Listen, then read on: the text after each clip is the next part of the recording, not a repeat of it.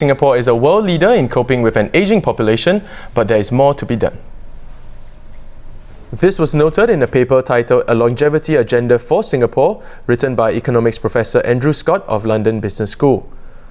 The 15-page paper forecasts that by 2050, half the population here will be aged 65 years and older, so it is crucially important that it invests and focuses on a longevity agenda. I'm joined now by Senior Health Correspondent Salma Khalik. Hey Salma. Hello Dylan. Now Salma, let's get straight into it. What are some of the suggestions the paper talks about that Singapore needs to make? Okay, first, can I just step back and say that a lot of babies born today can expect to live 100 years, right? So we are not talking about fantasy, reality. Right. Secondly, life getting longer doesn't mean that you get longer old lives. It's actually like an accordion. So you get more or less longer childhood, longer middle age, longer everything. Everything is stretched out. All the way stretched out. So what does that mean? That means you are going to live longer, you need to work longer, otherwise you can't afford to live longer. But working longer doesn't mean just staying in the same job all the time. So one interesting point I found in the story is that they said it's important for countries to introduce working life education. So for example, if you're an engineer, right? 20 years after graduation, 30 years after graduation, did the things you studied at school, are they still relevant today? No. Probably not, right. So therefore, companies should regularly, every 10, 20 years, have refresher courses for these people to keep them current. And then there's another point I thought was very interesting, and that is social context.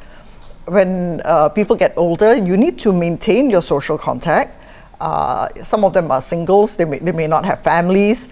And then when you retire, what do you do? So therefore, you need to have this very strong social cohesion, friendship, etc. So these are things you should build from the time you're young. Keep your friends. Don't lose your friends when you get too busy working. Well said. Well, Salma, you talked a little bit about this earlier on, but let's focus on the topic of older workers in particular.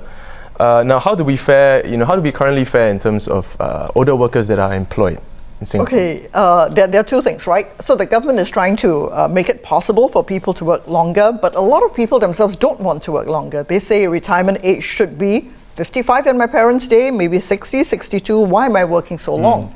What they don't realize is many of them who are 65 today will live to 85, 90, 95. Right, so there are two things. The opportunities are there in some cases, people may not want. And it's the same happening in a lot of other countries. So worldwide, how do we fare? Actually, I think we are behind Japan and ahead of a lot of other countries in terms of 60, 65-year-olds who are still working. Yeah, I think more than almost half people 60 to 64 are still working. It's quite a significant number. That is. But with our retirement age going up, I expect the number to also go up.